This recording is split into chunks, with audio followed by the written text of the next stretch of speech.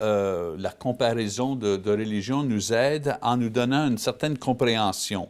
En examinant le christianisme à côté d'autres religions et leurs idées principales, on peut mieux comprendre nos idées, nos enseignements et les bénéfices de notre religion en particulier.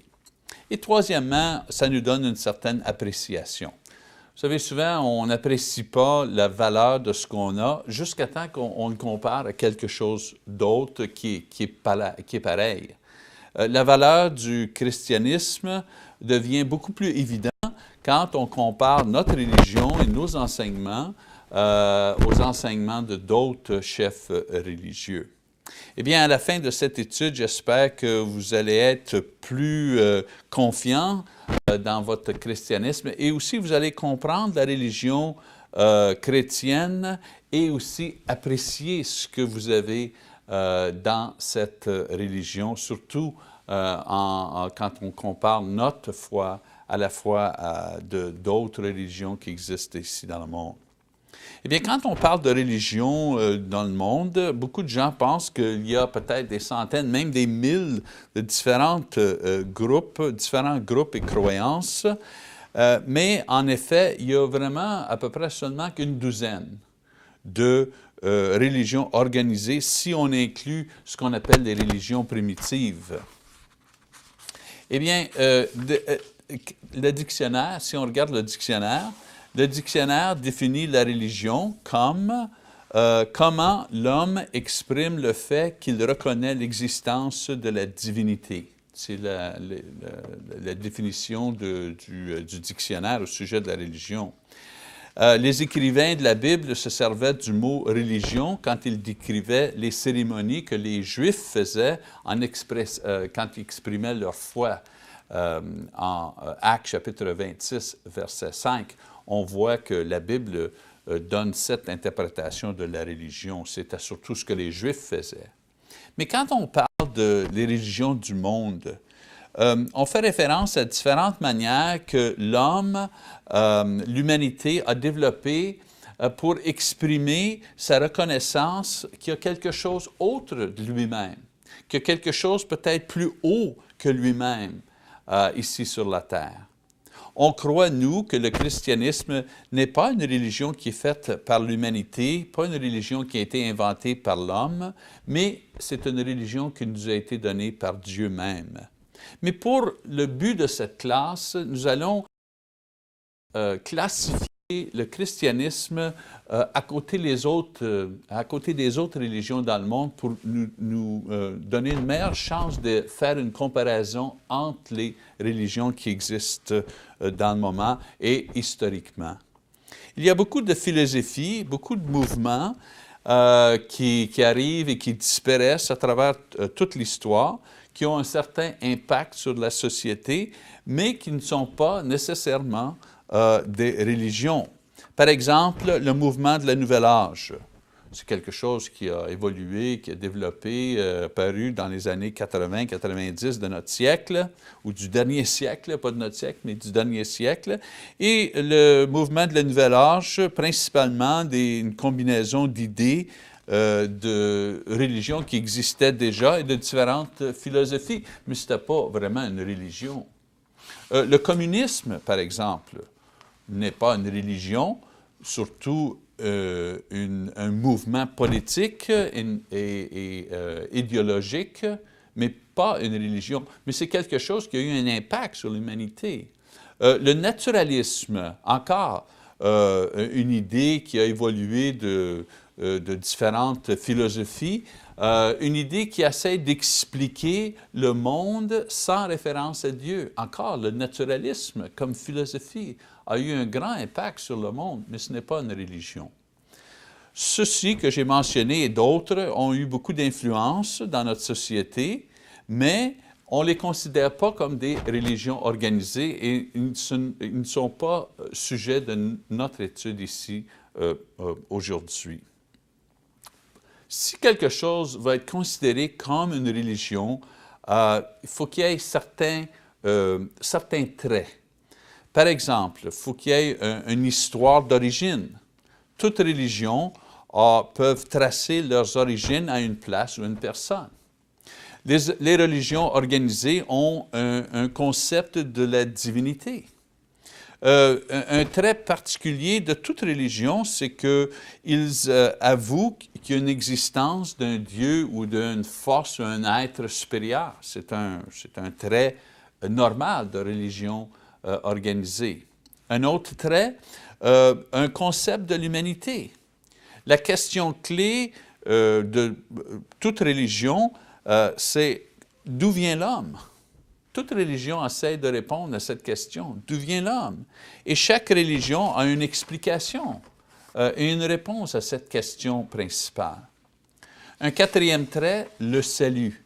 Chaque religion organisée a une réponse à la question ou au problème de la nature humaine et il y en a qui ont des meilleures réponses, des meilleures solutions que d'autres. Mais toute religion offre une solution au problème ou la condition humaine. Cinquièmement, un concept qui existe dans toute religion organisée, c'est un concept d'adoration. Toute religion fournit leur propre cérémonie qui exprime leur foi. Soit que ces choses-là sont faites individuellement ou collectivement, toute religion organisée a un concept d'adoration. Toute religion organisée ont des écritures. Les religions gardent des records de leurs fondateurs, leurs enseignements, leur histoire, leur culte, etc., etc., mais ils ont chacun une liste d'écrits qu'ils considèrent comme sacrés. Et septièmement, toute religion organisée a une histoire géographique, parce que toutes religions ont certains pays où qui ont commencé et surtout qui ont habité et où qu'ils exercent leur influence présentement. Maintenant, pas toutes les religions démontrent chacun de ces traits, mais la majorité des religions organisées dans le monde a plusieurs de ces traits. C'est pour cette raison-là qu'on les met dans le groupe de religions organisées mondiales. Eh bien, la nature de notre étude va être de comparer les différents traits de toutes les religions majeures et on va essayer de faire ça dans une seule leçon. Donc, on touche vraiment juste, vous savez, les traits principaux de ces religions. Eh bien, avant qu'on commence avec les religions organisées, je crois que ça vaudrait la peine de parler pour un certain moment au sujet de ce qu'on appelle les religions primitives. Ces religions ne sont pas groupées selon les critères des religions organisées. Mais ils ont des idées qui sont pratiquées par plusieurs dans le monde ancien et même dans nos sociétés aujourd'hui, mais les religions primitives ne sont pas très bien organisées et ne pratiquent pas leur religion de la même manière dans chaque pays. Certaines particularités de religions primitives incluent une forte croyance dans la magie. Sur les religions primitives, eux autres sont particulières parce qu'ils ont l'élément de magie. Ils ont habituellement non pas de dieux individuels ou des dieux ou des pouvoirs individuels. Ils pratiquent différentes formes de magie où les religions primitives se trouvent en différentes formes et ont différentes pratiques qu'on appelle soit l'anisme, animisme. L'animisme, c'est une pratique où on croit que certains objets sont habités par des esprits, des charmes, des objets qui ont un pouvoir particulier. Dans les religions primitives, on pratique aussi le dynamisme aussi. Le dynamisme, c'est une croyance qu'il y a des forces qui sont au travail dans la nature. Et les religions dynamisme, c'est des religions qu'on appelle des religions de nature. Donc, souvent, dans ces religions-là, les peuples ont des lieux sacrés pour enterrement ou des lieux sacrés pour aller à la chasse, etc., etc. Ces religions-là pratiquent aussi le fétichisme, Fétichisme, c'est où qu'on a un objet dans lequel on met du pouvoir. Vous savez, la différence entre le animisme, c'est un objet qui a déjà du pouvoir, et le fétichisme, c'est un objet dans lequel on met du pouvoir. Le voodoo, qu'on dit en anglais, c'est une pratique de ces religions. Et aussi le totémisme, une association d'animaux et de caractéristiques humaines. So, on croit qu'une personne a une combinaison de caractéristiques humaines et animales, vous savez, dans la même personne. Cette forme de pratique de religion primitive, surtout par les Amérindiens, les Indiens de Nord-Amérique ici. Eh bien, ces sortes de religions primitives gardent peu de records écrits. Ils ont très peu de pensée théologique organisée ou même de culte organisé.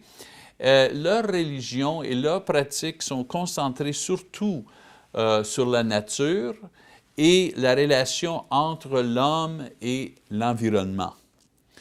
On peut tracer l'histoire des religions primitives historiquement. Ça commence peut-être très de bonne heure, mais on voit dans les tribus, 4000 ans avant Jésus-Christ, déjà les pratiques dont je vous ai expliqué.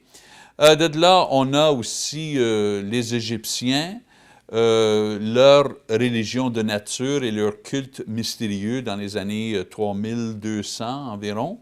Les Babyloniens, eux, dans les années 3000 avant Jésus-Christ, c'est eux qui ont introduit l'idée de la magie et de l'astrologie dans la pratique de religion primitive.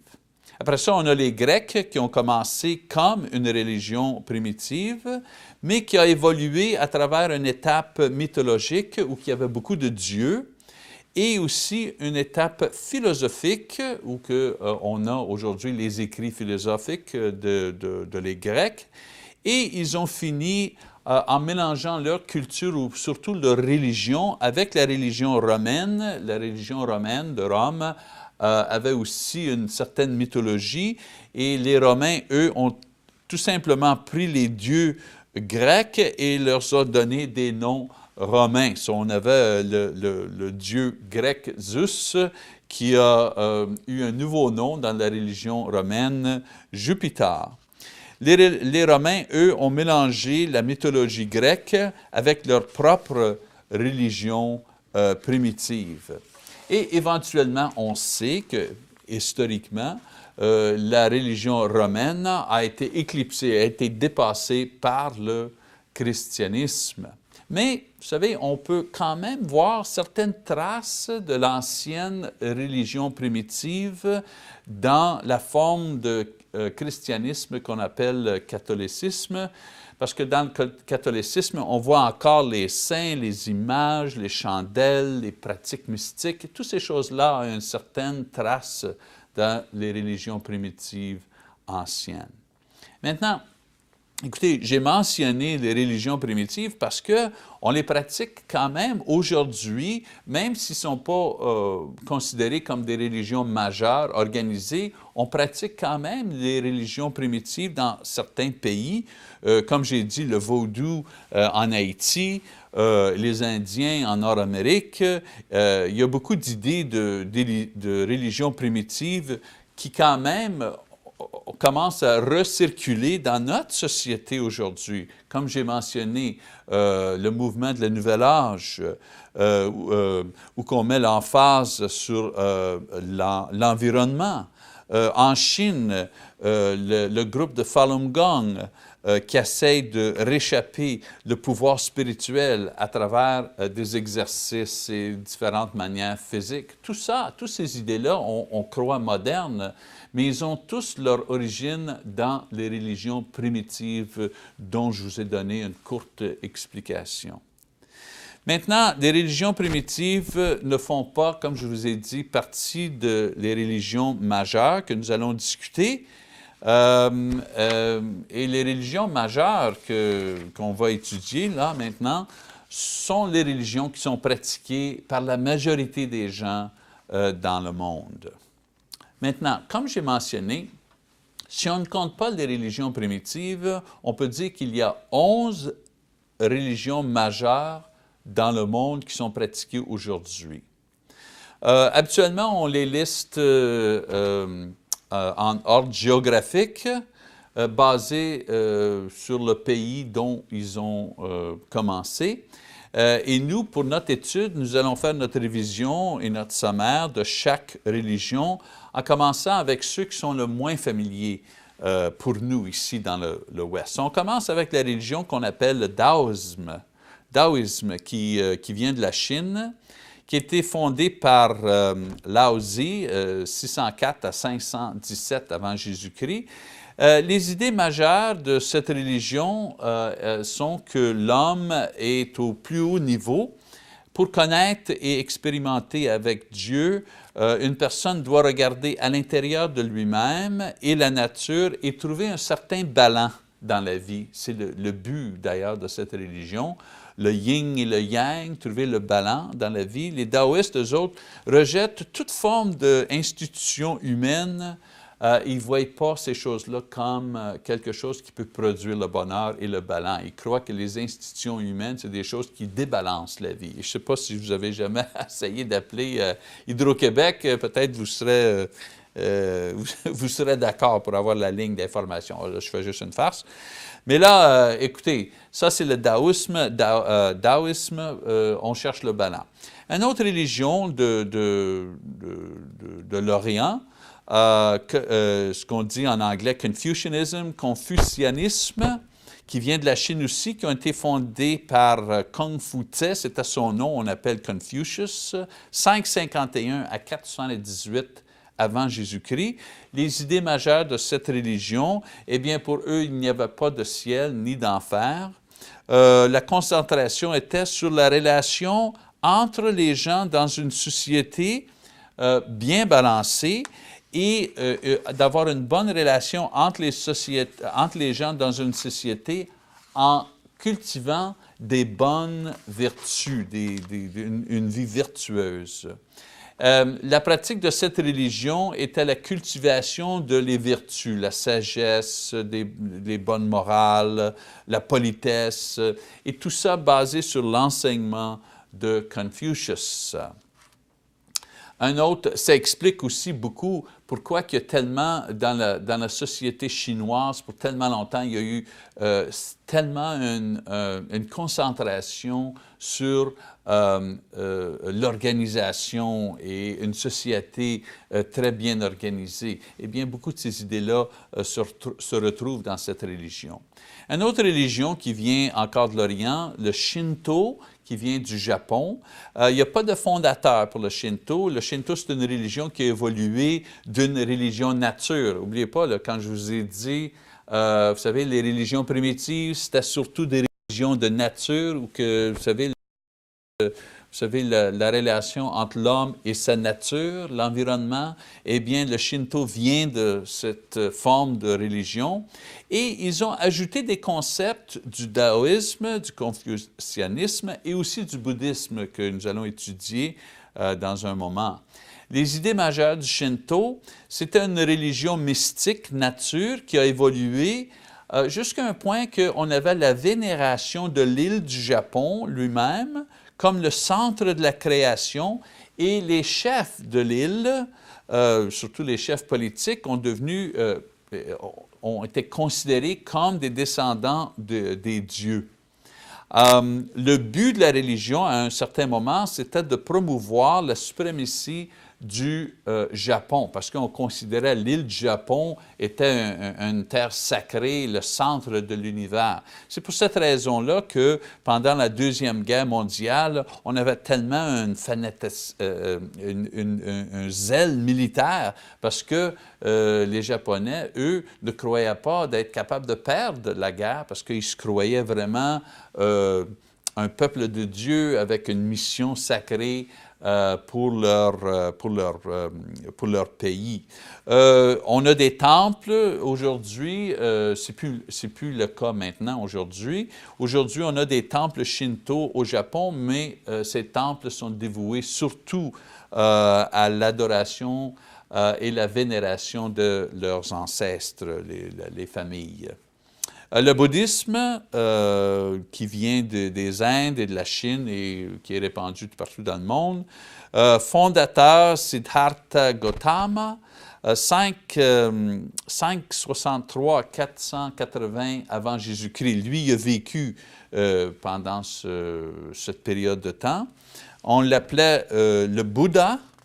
Dans le bouddhisme, une des idées principales, il n'y a pas un être suprême, il n'y a pas un Dieu singulier, être suprême dans cette religion.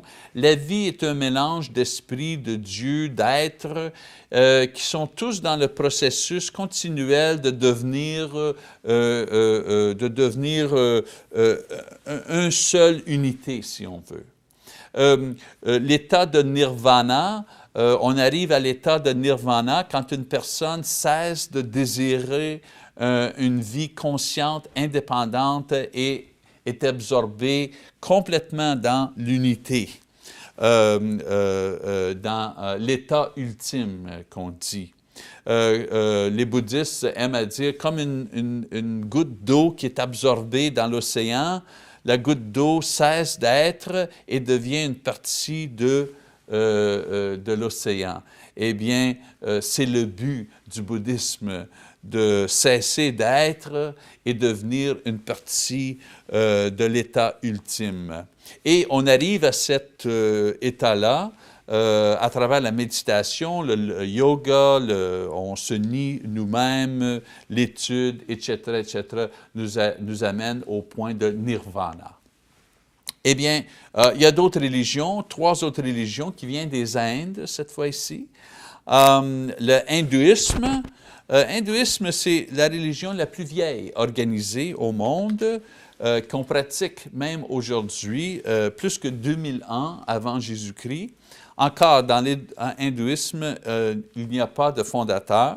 C'est une religion qui a évolué d'une religion nature, mais qui a évolué avec un système social qui a produit 4 niveaux ou 4 castes dans la société indienne. Et on avait les prêtres ou les chefs de file dans le premier niveau et 3 autres niveaux au-dessous d'eux. C'est une religion qui était similaire au bouddhisme dans le sens que le but de la vie, c'était de complètement être éliminé, si on veut. Eux appelaient ça moksha. Et un oubli total et d'être complètement unis avec Brahma. Brahma, c'était le pouvoir ultime. C'était l'idée ultime du hindouisme. La manière que... Et Brahma, c'était un pouvoir ultime. Ce n'est pas un Dieu personnel, c'est un pouvoir impersonnel. Et le but, c'est de devenir unis à ce Dieu, à ce pouvoir impersonnel. Et la manière d'arriver à moksha, des bonnes œuvres, encore, se nier nous-mêmes, éviter le mauvais karma, ça nous aide à arriver à ce point-là. Et on peut prendre plusieurs vies en différentes formes. Ils croient dans la réincarnation dans cette religion.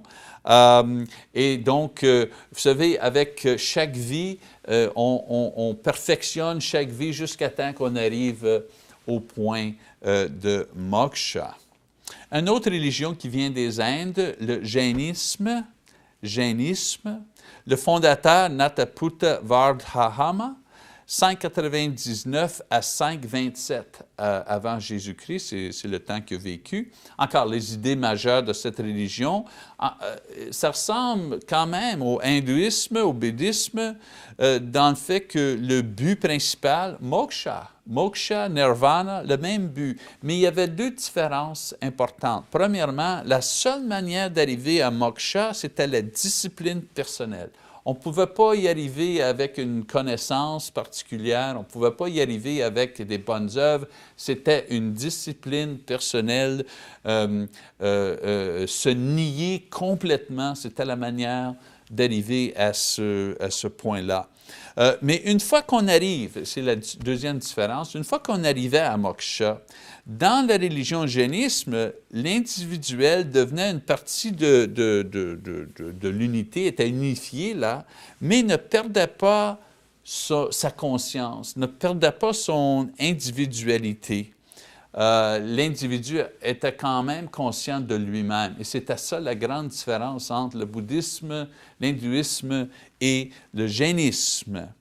Le fondateur, on dit, qu'il est mort de faim après qu'il a réclamé d'avoir arrivé au but spirituel de moksha pendant sa propre vie.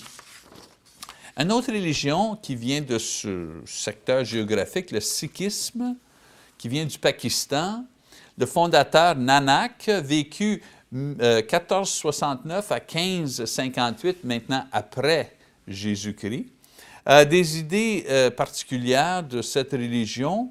Eh bien, il faut réaliser que Nanak a vécu près de la frontière entre les hindous et les musulmans. Donc, sa religion est une combinaison d'idées hindoues et de musulmans. On avait quand même l'idée de moksha ou de nirvana et de la réincarnation qui vient du hindouisme, mais aussi on avait l'idée d'un seul Dieu. C'est une idée qui venait des musulmans. Pour les Sikhs, on arrive au moksha à travers l'amour de Dieu et en faisant des bonnes œuvres. Et pour eux, le moksha est une expérience consciente. Donc, c'est la même chose que le jainisme. Vous savez, vous voyez comment ces religions-là, un embarque sur l'autre, un emprunte des idées de l'autre et combine ça d'une différente manière. All right? Une chose très importante pour cette religion-là, on rejetait l'idée des catégories sociales, les castes qu'on appelle sociales. Les Sikhs, eux, croient dans une société égale. Ils croyaient dans la fraternité de tous les hommes. Et donc, c'était une religion qui était très populaire parce que dans une société où tu avais des différents niveaux de société dont tu ne pouvais pas sortir. Si tu étais en bas, là, dans la société des hindous, tu restais en bas pour toute ta vie. Mais avec les Sikhs, eux croyaient une société égale, une société juste, très populaire à l'époque.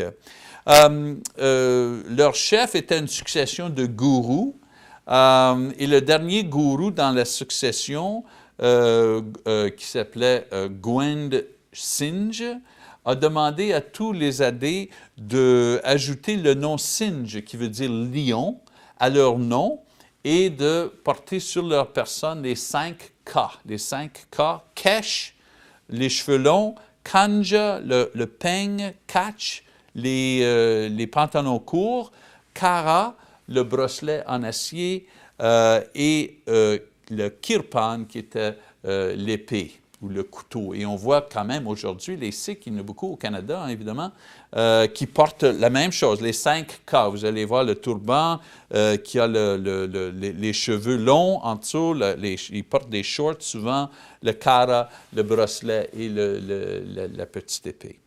Eh bien, maintenant, les religions du Moyen-Orient, c'est des religions qui sont plus familières pour nous. On commence avec une religion que peut-être qu'on connaît moins, et c'est la religion des zoroastrianisme qui vient du Iran. Mais les deux autres religions, on les connaît. Le fondateur de cette religion-là, Zoroaster, il a vécu 660 à 583 avant Jésus-Christ. Encore les idées majeures. Le zoroastrianisme sont basés sur les visions de Zoroaster. C'était une personne qui croyait dans un seul Dieu, monothéiste, et qui croyaient que si on faisait le bien et on évitait le mal, ça nous amenait à Dieu dans les cieux. Les Zoroastes, eux, se servaient du feu dans leur culte. Ils croyaient que Dieu envoyait un envoyé, un ambassadeur spécial chaque 1000 ans qu'on appelait un Sadshyant. Même, il y en a beaucoup qui croient que Jésus était, beaucoup parmi les zoroastrianismes, qui croyaient que Jésus était un de ces ambassadeurs dans leur religion. Et aussi, il y en a beaucoup qui croient que les hommes sages, les mages qui ont vu visiter Jésus, étaient eux-mêmes des zoroastrianismes ou venaient de cette religion-là. Et maintenant, aujourd'hui, il reste quelques milles qui pratiquent cette religion-là, surtout à Mumbai, dans le pays des Indes. Maintenant, les trois autres religions majeures qui restent sont ceux qu'on est beaucoup plus familier avec. L'islam, islamisme, dans le pays d'Arabie Saoudite. Et aujourd'hui, vous savez, on a l'islam partout dans le monde. Le fondateur, Mohammed, 570 à 632 après Jésus-Christ. Les idées majeures de cette religion-là, basées sur les visions de Mohammed et les écrits, ces écrits dans le Coran, qu'ils disent qu'ils sont le dernier mot de Dieu. Il croit que l'homme va au paradis à travers une soumission complète devant Dieu. Et la soumission est exercée à travers la pratique des 5 piliers. Les 5 piliers sont premièrement la confession. Ça, c'est de répéter la phrase « Il y a un seul Dieu ». Je veux dire, le seul Dieu est Allah et Mohammed est son prophète, en répétant cette chose-là maintes fois. Deuxièmement, deuxième pilier, faire les aumônes, 2% de leur salaire pour les pauvres. Troisième pilier, la prière, 5 fois par jour, faisant vers l'Est, vers la ville de Mecca. Quatrième, le jeûne, surtout pendant le mois de Ramadan. Et cinquième pilier, le pèlerinage, c'est un voyage à Mecca, en Arabie Saoudite. Originalement, c'est une religion qui a été répandue à travers des moyens militaires. On voit quand même, aujourd'hui, il y a quand même beaucoup de militarisme dans cette religion. Il y a beaucoup de groupes à l'intérieur de l'islam, et ces groupes-là sont souvent en conflit un avec l'autre. Les sunnis, les chiites, soufis, baha'is, les musulmans noirs, black muslims, et la nation d'Islam, c'est des groupes américains. Une autre religion majeure, le judaïsme, là on commence à arriver à des religions qu'on connaît un peu plus. Le judaïsme, Israël vient d'Israël, est répandu dans le monde. Le fondateur, Abraham, encore là, à peu près 2000 ans. Les idées majeures du judaïsme, c'est la religion qui a le concept du monothéisme le plus de bonheur dans l'histoire. La première religion qu'on connaît qui croit dans un seul Dieu. À l'époque, toutes les religions avaient plusieurs dieux. Pour les Juifs, Dieu a choisi la nation juive d'être ses représentants spéciaux et va bénir le monde à travers eux. Il croit qu'en gardant les lois de Dieu qui sont contenues dans les Écritures juives données à Moïse et les prophètes, en obéissant ces lois, ça vous garde dans